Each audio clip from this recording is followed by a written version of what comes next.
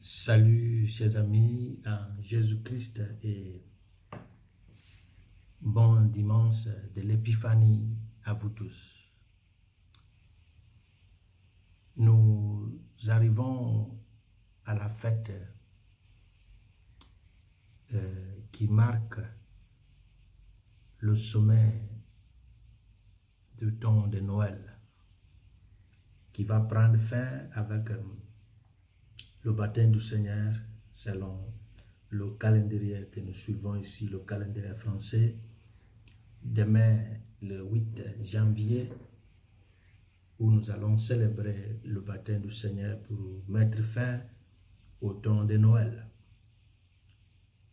Nous lisons de la prophétie d'Isaïe au chapitre 60, versets 1 à 6, Ephésiens chapitre 3, versets 2 à 3, 5 à 6 et Matthieu chapitre 2, versets 1 à 12.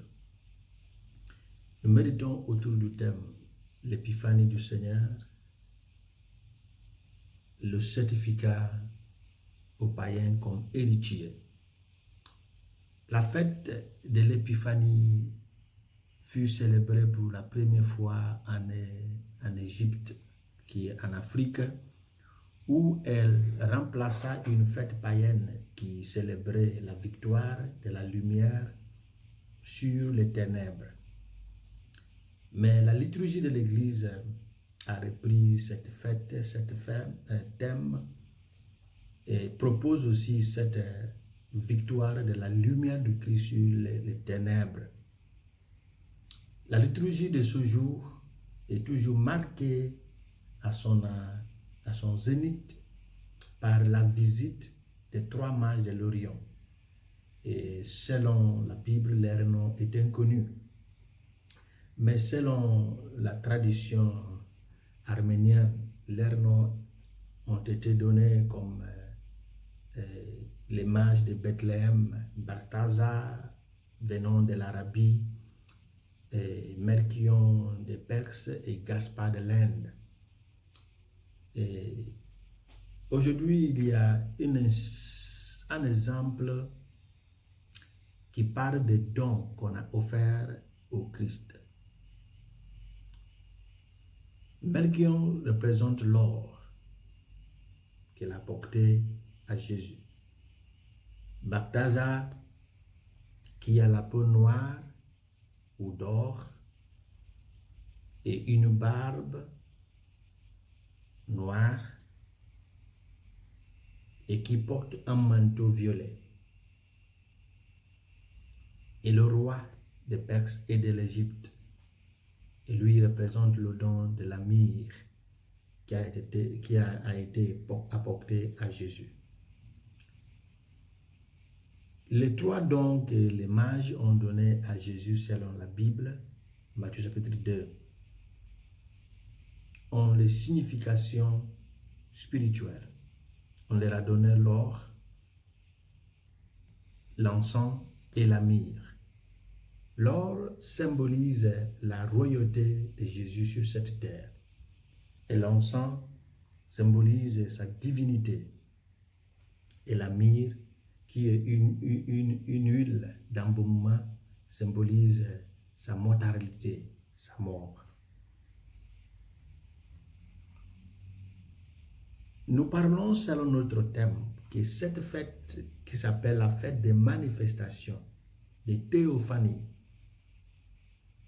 est une approbation que toutes les nations sont des héritiers du royaume inauguré par le Christ. Parce que les mages nous ont dit que nous avons vu, nous avons entendu parler de lui et nous avons suivi l'étoile pour venir rendre hommage à ce roi qui est né en Bethléem.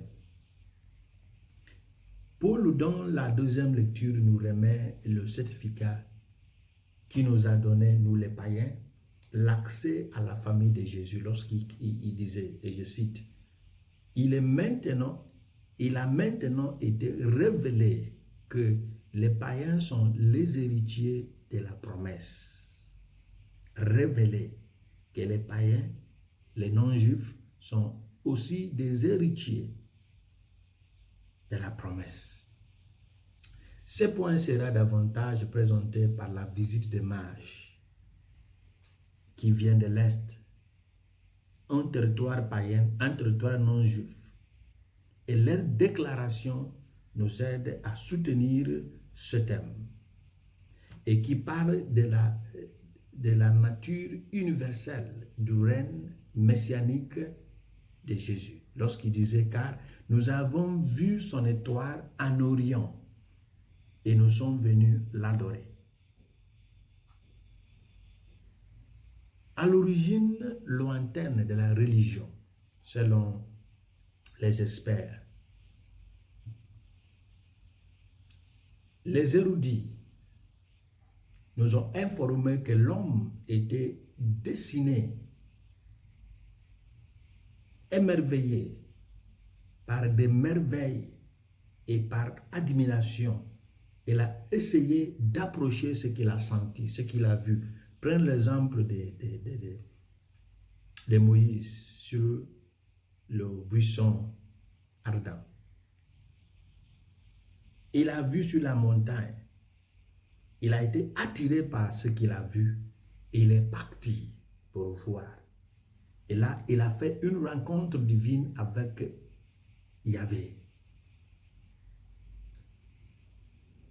Lorsque l'homme est incapable de déchiffrer cette merveille qu'il a vue, il y a des choses qu'il sera obligé de faire. Il est tenté d'adorer ce qu'il a vu parce qu'il ne peut pas déchiffrer. Les trois mages, les trois rois, Balthazar, Melchior et Gaspard, ont été émerveillés par l'annonce, par l'étoile, vu qu'ils sont des astronomes.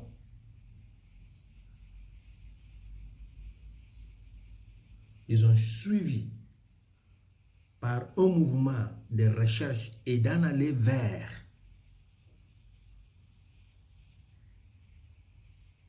qui définit le haut niveau d'intérêt et d'importance de cette fête.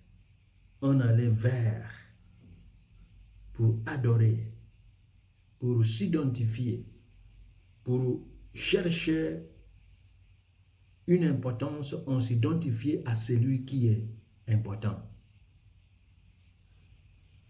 L'épiphanie est donc une fête de la lumière divine qui est capable de mettre debout les sages, qui se déplacent pour l'accomplissement de leurs aspirations.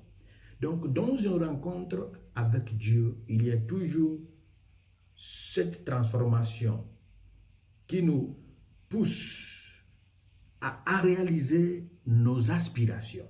Donc, une rencontre avec le Christ qui ne nous pousse pas à agir n'est pas une vraie rencontre. Et dans une rencontre vraie et honnête et authentique, il y a une conviction interne qui nous pousse à obéir nos aspirations, quels que soient les empêchements. C'est donc une fête de la manifestation divine qui fait que l'humanité manifeste la nature de Dieu dans l'humanité grâce à Dieu qui a assumé la nature humaine pour diviniser l'humanité. Cela fait de nous, les êtres humains, la création, la créature la plus attirante et la plus célébrée de toute la création. Parce que Dieu a pris notre forme. Il nous a créés à son image et à sa ressemblance. Il a repris notre forme, notre ressemblance pour nous racheter. Cette fête nous dit que les croyants, ceux ou celles qui s'identifient avec les convictions de foi, par adoration et par hommage et par le respect du décret de l'Esprit Saint, ils deviennent la lumière qui attire. Dans la première lecture adoptée pour cette fête, l'auteur de Trito Isaïe encourage les rapatriés de l'exil babylonien à se lever et à briller car la lumière est venue. Avec la rédemption orchestrée par la main de Dieu, Israël devient le centre d'attraction mondiale d'où toutes les nations tirent la bénédiction compromise à Abraham. Dans le livre de Genèse, de la Genèse chapitre 12, versets 1, 2 et 3. Le psalmiste va maintenant mettre en valeur cette promesse lorsqu'il disait « Toutes les nations de la terre se prosterneront devant toi, Seigneur ». Psaume 72, verset 11. Si nous sommes autorisés à repencher sur la première lecture du 1er janvier, tiré du livre des Nombres, chapitre 6, verset 22 à 27. Un jour qui nous est donné comme un jour de bénédiction et d'envoi en mission pour la nouvelle année 2024, comme toute autre année, nous ne pouvons qu'apprécier pourquoi le choisi ou la préférence ou la préférée de Dieu deviennent l'huile qui attire l'abeille. Nous avons réfléchi sur l'expression sémitique de la faveur divine où nous avons établi, sur notre homélie, en accord avec les experts bibliques que le nom divin, le nom de l'Éternel, l'un de Yahvé, prononcé ou évoqué 3 fois sur Israël, a fait d'Israël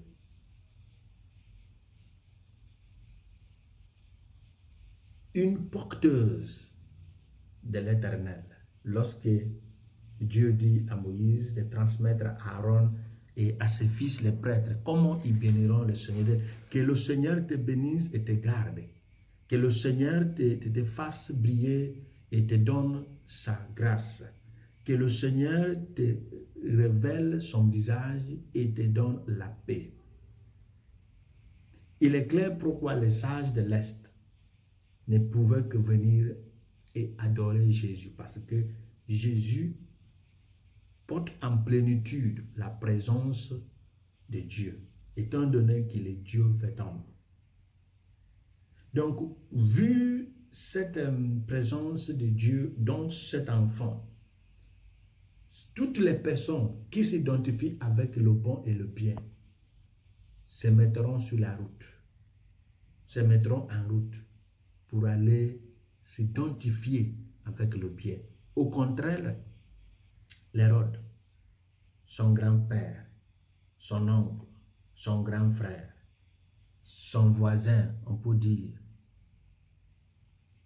qui devrait être heureux et content parce que cette chose s'est accomplie à son temps. Mais au contraire, il a pris l'enfant Jésus comme un concurrent qui est venu usurper sa place, qui est venu l'écarter de son règne, de sa royauté. Et il s'était mis en colère. D'une façon déguisée d'abord, allez-y voir où se trouve cet enfant, venez m'informer et j'irai l'adorer et lui faire hommage. Mais nous savons ce qu'il portait dans son cœur. Dans cette fête de l'Épiphanie, il y a 2 camps. Le camp des mages qui s'identifient avec la merveille de Dieu, qui est aussi le camp des bergers ou le camp d'Hérode, qui ne s'identifie pas avec les merveilles de Dieu, mais qui porte le visage d'identification, mais le cœur de contradiction. Tous les héritiers du saint nom de Dieu sont considérés comme le centre d'attraction mondiale. C'est pourquoi Jésus nous appelle la lumière du monde et le sel de la terre. Mais ce statut n'est pas stable parce qu'on risque de le perdre.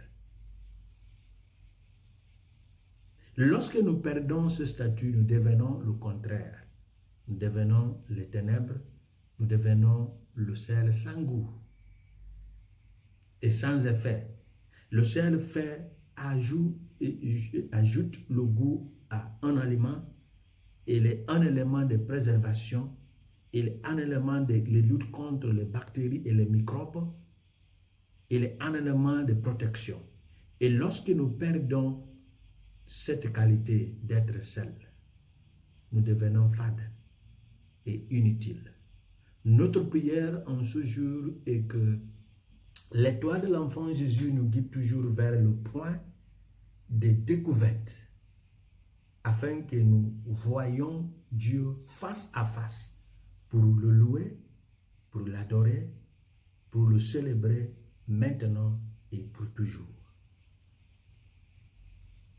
Pour terminer,